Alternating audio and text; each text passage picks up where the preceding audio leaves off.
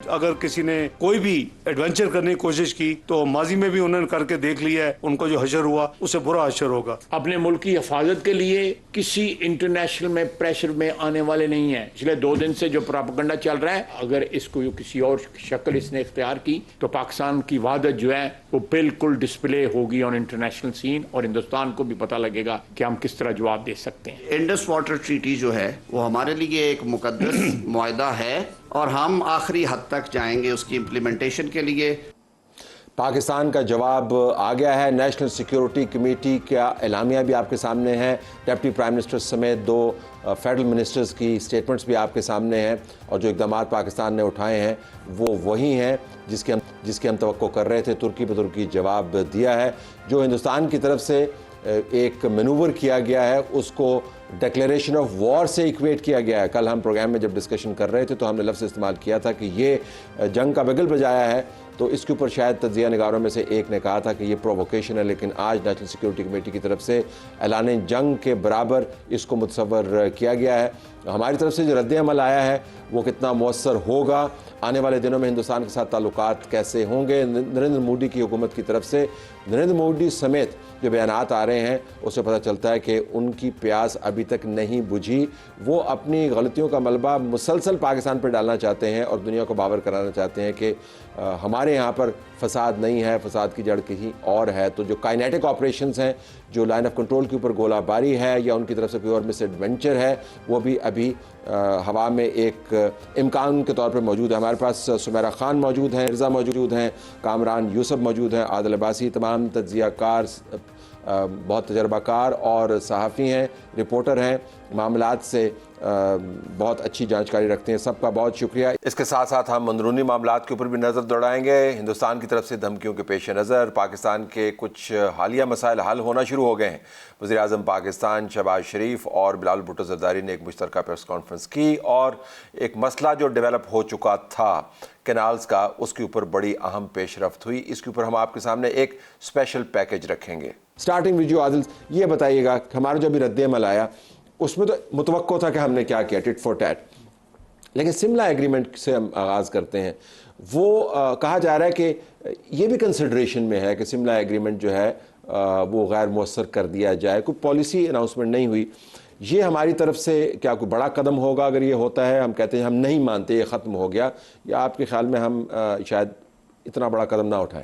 Sir, ये लफ्ज़ मेरे ख्याल यूज़ किया कि गौर करेंगे इसके ऊपर। ये एक इंडिकेशन है। जिस तरह इंडिया ने बहुत सारी अनाउंसमेंट्स तो कर दी हैं, कुछ चीज़ें इम्प्लीमेंट हो गई हैं, लेकिन असल इशू तो ये है कि जो इंडस वाटर ट्रीटी है वो जो उसने थ्रेट लगाई है कि पानी बंद कर देंगे पाकिस्तान का, तो मेरा ख्याल है पाकिस्तान स्टेप बाय स्टेप बड़ा मेजर्ड, मेरा ख्याल है अप्रोप्रिएट रिस्पॉन्स था पाकिस्तान का, क्योंकि मोदी का जो जिंगोइज़म है या इंडियन मीडिया का जो जिंगोइज़म है या इंडियन बीजेपी का जो स्टाइल है, अगर उस स्टाइल से पाकिस्तान एज स्टेट रिस्पॉन्स देगा तो जाहिर है दुनिया उसको देखती है कि दोनों ही शायद दीवाने हो गए। लेकिन जो उनकी तरफ से दीवानगी है उसका जवाब मेरे ख्याल से बेहतर तरीके से दिया, और इस पर गौर का मतलब ये कि अगर वो आगे बढ़ेंगे तो we can go to any extent, because ये तो मसला कन्वेंशनल वॉर का है ही नहीं ना कि वो हमें तंग करेगा और हम तंग हो जाएंगे। अब तो ये है कि वो तंग करेगा, हम मजीद तंग करेंगे।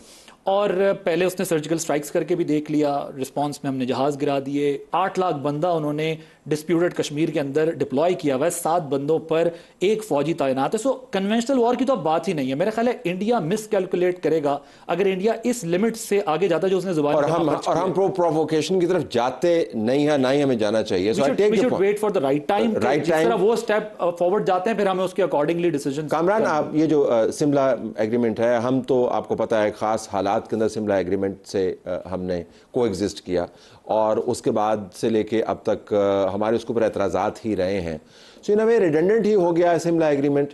लेकिन ये भी बड़ा अहम है कि हिंदुस्तान ने एक बैनुल-अक़वामी ट्रीटी ज़मानत शुदा उसको उसने हेल्ड इन अबेंस किया है, और हमने एक बायलैटरल एग्रीमेंट जो है उसके ऊपर भी हमने हाथ धीमा रखा है। तो आप दोनों स्ट्रेटजीज को कैसे कंपेयर करते हैं? देखें, जो शिमला एग्रीमेंट की बात है ना, मेरे ख्याल में वो रिडंडेंट तो पहले ही हो गया था जब आर्टिकल 370 रिवोक किया गया था, क्योंकि शिमला मुआहदे में ऑब्वियसली ये जब तय हुआ था कि पाकिस्तान और इंडिया जो भी हमारे बायलैटरल इश्यूज हैं वो मिलकर हम बायलैटरली करेंगे, तो जब और उसमें फिर स्पेसिफिकली ये भी था कि जो स्टेटस को कश्मीर में है उसको ऑल्टर नहीं करेंगे ऑल्टर। वो तो उन्होंने उसी वक्त कर लिया। असल में वो तो एक बायलैटरल एग्रीमेंट था, जिसमें तो थर्ड पार्टी इन्वॉल्व है, वर्ल्ड बैंक है, तो कोई कंपैरिजन नहीं है। तो पाकिस्तान की तरफ से मेरे ख्याल में एक सिंबलिज्म जरूर है, उसका कोई लेवरेज हमारे पास उस तरीके से है नहीं। आई थिंक जिसमें मैं ज़्यादा इस वक्त कीन हूं ना कि आगे जो होना क्या है। अगर आप आज की इंडिया की अगर आप देखें ना, बिहार में भी जो उन्होंने तकरीर की है नरेंद्र मोदी ने, तो वो जो स्टेप्स अभी तक उन्होंने लिए हैं, उन्होंने कहा है कि ये अभी आगाज़ है। फिर दो और बड़ी डेवलपमेंट्स हुई हैं इंपॉर्टेंट, जिससे अंदाज़ा होता है कि सीरियस किस्म की एस्केलेशन होने वाली है। एक कि अमित शाह और जो एस शंकर हैं वो उनके प्रेसिडेंट से मिले वहाँ पे, तो आमतौर पर वो फिगर हेड हैं। मोदी आपको पता है अदरवाइज प्रेसिडेंट को घास नहीं डालते। तो जो मेरी इतला है, और फिर ऑल पार्टीज कॉन्फ्रेंस भी आज हुई है, कि वो तमाम हुज्जत वो पूरी कर रहे हैं किसी बड़ी कार्रवाई की, तो हमें उस पर नज़र रखनी चाहिए। मेरे ख्याल में कोई बायलैटरल एग्रीमेंट है नहीं है, और आज जो ग्लोबल अब जो ऑर्डर है उसमें तो मेरे ख्याल में इनकी अब किसी फोर्स की रही नहीं है। बिल्कुल बिल्कुल रही आप नहीं है, क्या एग्रीमेंट्स हैं जो चीज़ें। सो आज सुमेरा जो नेशनल सिक्योरिटी कमेटी की मीटिंग हुई उसके अंदर इस किस्म के इम्कान का मुंह तोड़ जवाब देने का भी जिक्र किया गया। तो ये ज़ाहिर है उनकी प्लेट पर मौजूद है, ये मामलात उनके पर्सपेक्टिव में मौजूद हैं। हिंदुस्तान क्या वाक़तन आपके तज्ज़िया और इंफॉर्मेशन के मुताबिक हमारी एस्टिमेशन में नेक्स्ट स्टेप के ऊपर जाएगा? काइनेटिक ऑपरेशंस जो हैं इनग्रेस करने का हमारी असेसमेंट्स क्या हैं? तलत साहब, आपके ही शो में मेरा ख्याल है कल जब हमने एक प्री रिकॉर्ड किया था उसमें हमने ये बात की थी, और मैंने तभी आपसे कहा था कि एस्केलेशन लैडर मुझे बढ़ता हुआ नजर आ रहा है। क्योंकि नॉर्मली उन्होंने लास्ट टाइम एक बालाकोट पे एक फेक सर्जिकल स्ट्राइक की, उसके बाद they wanted to heighten it, मगर उनको तवक्को नहीं थी कि पाकिस्तान की तरफ से इतना कैलकुलेटेड और इतना मैनेज्ड किस्म का, बट उनके लिए एक्सप्लोसिव किस्म का रिस्पांस आएगा। तो दे हिंडर्ड, मतलब उन्होंने रिक्वेस्ट किया यूएस वगैरह को कि हमारा पायलट भी वापस किया जाए ताकि चीज़ डाउन हो जाए। इस मरतबा मुझे लग रहा है they want something on purpose, और वो ऑन पर्पज़ ये है कि जिसको वो लोग पाकिस्तान के ज़ेर इंतज़ाम कश्मीर कहते हैं और हम उनकी तरफ illegally occupied Jammu and Kashmir कहते हैं, उनकी नज़र इस पे है। 1.5 साल कबल आपको अमित शाह का एक स्टेटमेंट याद होगा, I think he was campaigning for elections, और उसमें उसने कहा कि हमें अब कुछ और नहीं चाहिए, हमें अजीत डोवाल का भी इसी के ऊपर स्टेटमेंट था कि हमें अब वो कश्मीर चाहिए जो पाकिस्तान के पास रह गया है, वो हमारा है। ठीक है, तो अभी I think in the coming 48 hours I might be wrong, लेकिन जो जिस तरीके से आर्टिलरी मूव हो रही है, हमारी एलओसी पर इस वक्त शिफ्ट हो रहा है, एयर डिफेंस सिस्टम हमारा इस वक्त उसको किया जा रहा है, मैनेज किया जा रहा है। मुझे कुछ रीलोकेशनिंग की जो खबर मिली है, but I think there go. Sana, आपने इसके बड़े उतार चढ़ाव देखे हैं, और अमूमन हम देखते हैं कि बहुत सारा ब्लफ भी होता है इंटरनेशनल डिप्लोमेसी के अंदर, और नरेंद्र मोदी की तरफ से अब ये काइनेटिक ऑपरेशन की थ्रेट करना, और अभी तो आगाज़ हुआ है, ये हाइप अप करेंगे, दुनिया इंगेज होगी, 2 न्यूक्लियर पावर आपने सामने खड़े हुए हैं। ठीक है, Indus water treaty, Shimla agreements, diplomats का आगे पीछे होना, वो सॉफ्टवेयर साइड ऑफ कॉन्फ्लिक्ट है, लेकिन वो हाइप करेंगे इसको ताकि दुनिया बीच में इंगेज हो, और फिर बारगेनिंग पोजीशन अपनी स्ट्रांग करेंगे। हो सकता है कुछ ना भी हो, ये भी तो इम्कान है। अच्छा, इसमें मैं थोड़ा सा चाहूँगी कि हम इस चीज़ को भी मद्देनज़र रखें कि वैसे तो पाकिस्तान जो बलूचिस्तान में इंडिया की इन्वॉल्वमेंट रही है उसके ऊपर बहुत दफ़ा बात करता रहा है, लेकिन मेरा ख्याल है कि जो जाफर एक्सप्रेस का इंसिडेंट है वो हमें मिस नहीं करना चाहिए।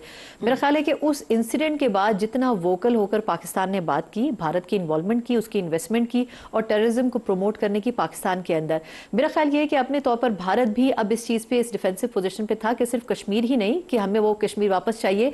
जो एक परसेप्शन बना हुआ था भारत का कि टेररिज्म तो कर रहा है, लेकिन वो उसके बारे में इंटरनेशनल कम्युनिटी बात नहीं करती थी। लेकिन आई थिंक इस इंसिडेंट के बाद जो पाकिस्तान की अपनी भी एस्टैब्लिशमेंट थी और गवर्नमेंट भी थी, वो ये चाहते थे कि ये वाला जो पर्सपेक्टिव है भारत का और ये चेहरा ये सामने आना चाहिए, और इसके ऊपर जितना वोकल होकर कई मरतबा इदारों की तरफ से भी बात की गई कि जितने प्रूफ्स और जितनी चीज़ें उनके पास मौजूद है वो उसको इंटरनेशनल प्लेटफॉर्म पर लाना बड़ा ज़रूरी है। तो मेरा अपना ख्याल ये कि शायद किसी हद तक भारत भी उस परसेप्शन को डाइल्यूट करना चाहता है कि लोग उस भारत का चेहरा ना देखें, वो वाकया भूल जाएं, वो वाकया भूल जाएं, एक नई रियलिटी आप क्रिएट करें।